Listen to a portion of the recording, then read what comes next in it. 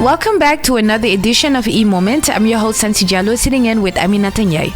Hello, Sensi. Hello, everybody. Glad to be back here. Here are the headlines news. December 5th, 2019 marks the start of the International Fair of Dakar 2019. Death of a GIGN agent during an exercise organized by the Embassy of the United States. Following the electricity price increase, Y'en a marre launches New Lank campaign. More than 1.8 billion CFA seized in 2019 by customs between Fatick and Kaolack. Macky Sall demands the requisition of SDE workers that were on strike. Death toll rises in Nairobi building collapse. Mike Sonko, Nairobi governor, arrested over Kenya corruption scandal. How villages become forest again in Uganda. In Ethiopia, the Prime Minister Abiy Ahmed snubs Nobel Prize tradition of media interviews. In sports today, African Champions League, Raja grabs away victory as Esperance and Ali win. Ben Foster says that Senegal's Ismaïla Sarr is the key to Watford's revival. In Health Tip today, we'll talk about the benefits of baobab fruit. E-Moment National News. Industrialization and technology transfer, issues and perspectives in West Africa is the theme of this 28th edition, which will be held from the 5th to the 22nd of December 2019 at the CICES Trade Center. Several foreign countries are expected and more than 100 participants have already been indexed and registered. The organizers decided this year to market only 16,000 square meters of stands, less than the previous year, to settle the issues of disorder inside the site. FIDAC will not be a commercial exchange site this year. It will also be an economic meeting promoting the tourism and culture sectors in Senegal. The authorities insisted a lot on the presence of the cultural specificities inherent to the different regions, like the Kumpo in Casamance. E-Moment on iRADIO 90.3. The Exercise Summit Challenge 2019, organized by the Regional Security Office of the United States Embassy in Dakar in the fight against terrorism, is bereaved by the sudden death of a member of the units. It's precisely a member of the intervention group of the National Gendarmerie.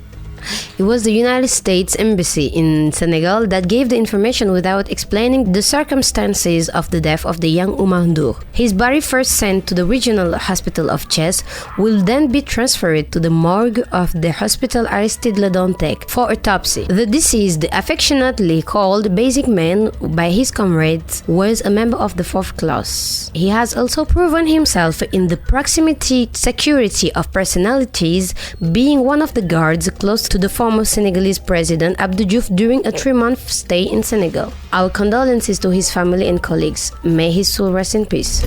E-Moment National News. The announced rise in the price of electricity awakens the demons of protest.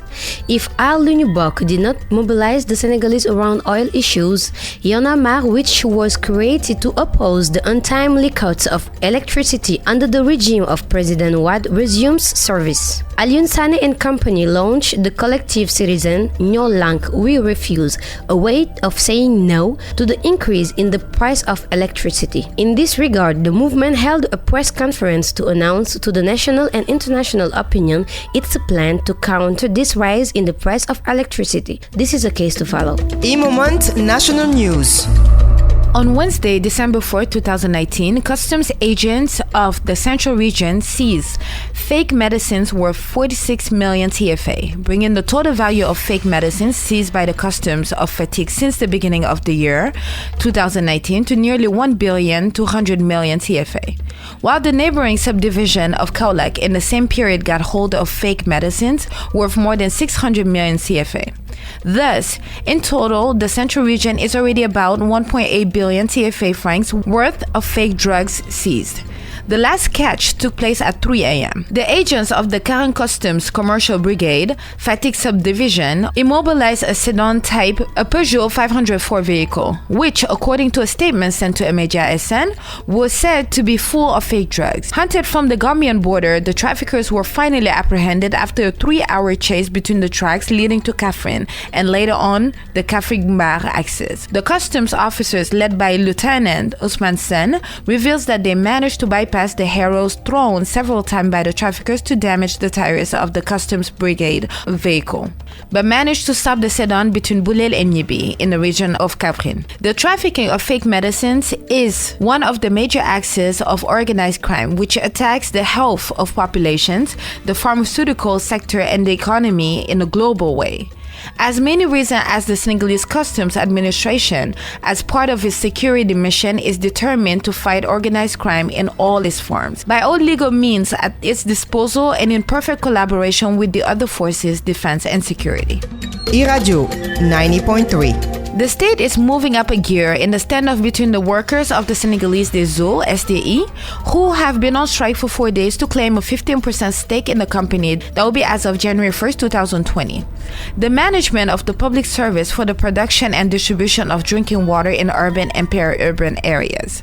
The President of the Republic, by Decree number 2019-2067, signed this Friday, December 6, the decision of the requisition of the staff of the SDE. According to a statement signed Leitike Ndiaye Diop, Minister spokesperson of the government. This in accordance with the provisions of the Constitution and Article L276, which states that the competent authority may at any time requisition private sector workers who occupy posts essential to the safety of the population and the public property, the maintenance of public order, the continuity of public services, and the satisfaction of the essential needs of the nation. A decision with immediate effect until December 31st, 2019. The Interior Minister Ali Ngouille Ndiaye, Water and Sanitation, Serigne Mbaye Thiam, and Labor, Sambesi, are responsible for ensuring the execution of this decree. E-Moment International News. Latest police figures indicate that 3 people have died and 27 others were injured after a residential building collapsed in Kenya's capital city on Friday morning. So far, 11 people have been rescued, including a baby, says the Kenyan Red Cross. But it's feared that there are still more people trapped under the debris. Rescue teams from Kenya's Disaster Recovery Unit, the police, the Kenya Red Cross, the army, and rescue workers deployed by county government are at the scene. But BBC correspondents report that many of the workers are under-equipped. E-Moment on iRADIO 90.3. Nairobi's controversial governor, Mike Sonko, has been arrested on suspicion of involvement in a multi-million-dollar corruption scandal. The director of public prosecutions said the investigation had been challenging because of repeated attempts by the accused to obstruct it. Mr. Sonko is known for his love of gold jewelry and clothing. He has vowed to fight the allegations, saying that they are part of a witch hunt carried out for political reasons. The BBC's Emmanuel Igunza in Nairobi says Mr. Sonko is a divisive politician who has previously faced allegations of drug trafficking and money laundering, which he denies. Recently, prison authorities accused him of escaping from a maximum facility 20 years ago. Corruption is seen as a huge problem in Kenya, which President Uhuru Kenyatta has pledged to tackle. E-Moment International News. Residents have benefited from a government drive to replant trees in deforested parts of Uganda's Kibale National Park. Kibale is home to endangered animals and indigenous trees. It is also a migration corridor for animals crossing between different protected areas. The National Tropical Forest in western Uganda was declared a national park in 1994, but by that time more than a third of it had been destroyed by human activity. The park was also able to sell 200,000 tons of carbon credits 3 years ago on the international market.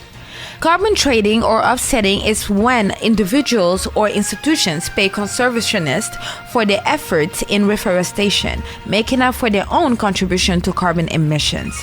Part of the resulting funds were invested in more replanting and 40% given to the community to generate new activities that also contribute to preserving the forest. I think that's a very good initiative for Uganda, and hopefully we will take note.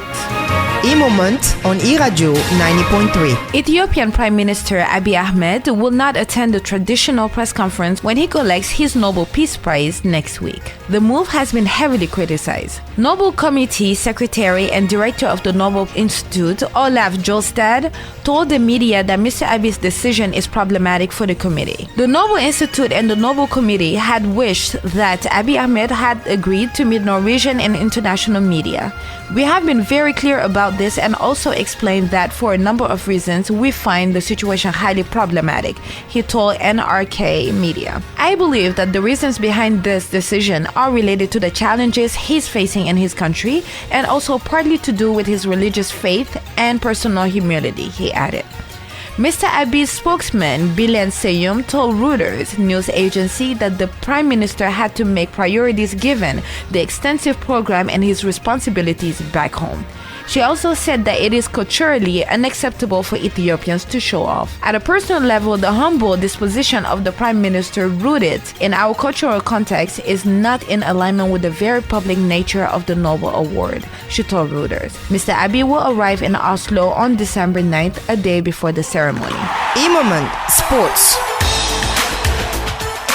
Morocco's Raja Casablanca secured a vital 1-0 win away to AS Vita Club of the Democratic Republic of Congo on Friday as the second round of group games in this season's African Champions League got underway. A 48th-minute goal from Soufiane Rahimi was enough to give Raja the victory in Group D, which is made up of 4 former winners. The result earned the Moroccans their first win in the group phase, with Vita Club bottom of the standings after 2 consecutive defeats. E-Moment Sports.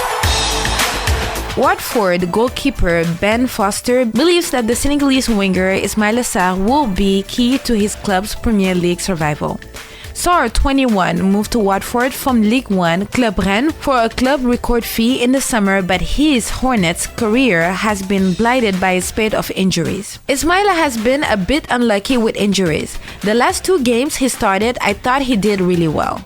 If you just look at his engine, the way he works, that's the sort of player we need, Foster told BBC Sport. He is somebody who is going to get up and down, willing to get a hold of the ball, taking players on and getting balls in the box. E-Moment Sports. Sarr, who is known for his pace and trademark wing play, scored his first Premier League goal last week against Southampton after 8 league games. But the goal was not enough for the Premier League's bottom side, Watford, who lost the match 2-1. I think we still have got a lot more to come from him, but I think the signs of the last 2 games have been very promising. His goal the other night, he took it really well, and hopefully there is many more to come, Foster added. Sarr will hope to replicate the form he showed at Rennes in France, where he scored 13 goals in 50 matches last season. He has played 26 times for Senegal, scoring 4 goals, and was part of Senegal's squad at the last Africa Cup of Nations in Egypt, where the Teranga Lions were runners-up after losing to Algeria in the final. E-Moment Health. Alright, for this week we'll talk about the benefits of baobab fruit, which is called here in Senegal bui. Baobab is a tree native to certain regions of Africa, Arabia, Australia, and Madagascar. Also known for their scientific name Adansonia, baobab trees can grow up to 98 feet, which is 30 meters tall, and produce a large fruit that is commonly consumed and appreciated for its delicious citrus-like flavor. The pulp, leaves, and seeds of the baobab fruit, which is also available in powdered form, have been associated with many health benefits and are a staple in various recipes and cuisines. Baobab is a good source of many important vitamins and minerals. For instance, the pulp is high in vitamin C, antioxidants, and several key minerals like potassium, magnesium, iron, and zinc. The leaves are rich in calcium and high-quality proteins that can be easily digested. Furthermore, the seeds and kernel of the plant are loaded with fiber, fat, and micronutrients like thiamine, calcium, and iron. However, in most parts of the world where fresh baobab is unavailable, it's more commonly found as a dried powder. Powdered baobab contains many important nutrients but is especially high in vitamin C, iron, and potassium. Therefore, both powdered baobab and fresh parts of the plant are highly nutritious. Baobab is a fruit that has been associated with a number of impressive health benefits in addition to supplying many important nutrients. Adding baobab to your diet may aid weight loss, help balance blood sugar levels, reduce inflammation, and optimize digestive health. Best of all, baobab, at least in powdered form, is easy to find and incredibly versatile, making it easy to add to your diet and enjoy. Quote of the week on eMoment. Here is the quote of the week by Sensi Jallo. There is nothing noble in being superior to your fellow man. True nobility is being superior to your former self. Ernest Hemingway.